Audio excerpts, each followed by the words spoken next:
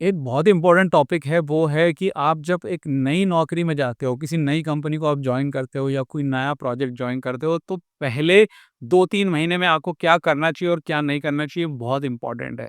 मैंने ऐसा बहुत बार देखा है कि जब कोई लोग नई कंपनी में जॉइन करते हैं, तो या तो वो बहुत ओवर एक्साइटेड होते हैं कि मैं बहुत कुछ करके दिखाना चाहता हूँ बहुत जल्दी से, या फिर वो बहुत लेड बैक होते हैं। वो बोलते हैं, "हाँ, अभी तो जॉइन किया है, क्या जल्दी है कुछ करने की, आराम से करेंगे।" तो दोनों ही सिचुएशन बहुत ही एक्सट्रीम है। आपको इनके बीच में कहीं तो रहना है। इसका मतलब ये है कि जब आप एक नई नौकरी जॉइन करते हो तो आपको ये 2-3 चीज़ें करनी है। पहला, आपको वहाँ पर ऑलरेडी जो लोग काम कर रहे हैं उस प्रोजेक्ट में सीनियर लोग, उन लोगों के साथ एक अच्छी वर्किंग रिलेशनशिप या रैपो बनानी है। मतलब ये कि आप उनके साथ कोई ऐसा काम मत करो जिससे कि वो लोग हर्ट हो जाएँ, या फिर आप उनको जो रिक्वायर्ड रिस्पेक्ट है वो दो।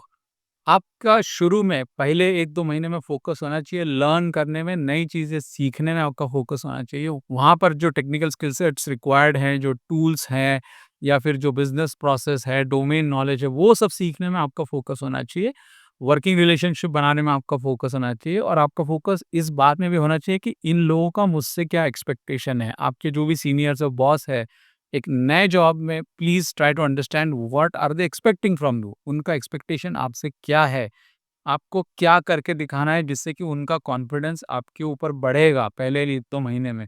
ये सारी चीज़ों पे आपका फ़ोकस होना चाहिए।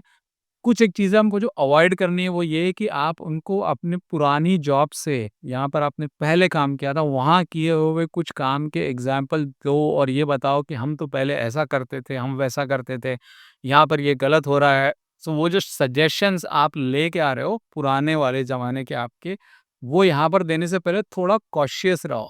क्योंकि ये लोग यहाँ पे काम कर रहे हैं, इन लोगों को ये नहीं लगना चाहिए कि आप नए-नए आए हो और आप अपने पुराने किस्से कहानियाँ यहाँ पर सुना कर के इम्प्रेस करने की कोशिश कर रहे हो। तो ये थोड़ा-सा एक सेंसिटिव मामला होता है, इसलिए आपको यहाँ पे थोड़ा कॉशियस रहना चाहिए।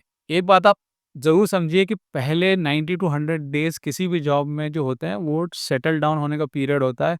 तो अगर आपने ठीक से लर्निंग कर ली, ठीक से रैपो बना लिया, तो वो एक फाउंडेशन बन जाता है जिस पर कि आप आगे आराम से काम कर सकते हो। तो उस इकोसिस्टम में जहाँ आप काम करते हो, वहाँ पर कौन मेन क्लाइंट है, कौन मेन डिसीजन मेकर है, कौन मेन इन्फ्लुएंसर है। अगर आपने 2-3 लोग जो की लोग हैं वहाँ पे वो पता कर लिया और उनके साथ एक अच्छा इक्वेशन डेवलप कर लिया, तो फिर आगे के 2-4 साल आपके लिए काफ़ी आसान हो जाते हैं। ऑलराइट, तो ये मेरे कुछ थॉट्स हैं इस टॉपिक पर, बट मुझे बहुत ही इंटरेस्ट रहेगा आपके कमेंट्स पढ़ने में। आपको क्या लगता है? आप मुझे कमेंट्स में ज़रूर बताइए।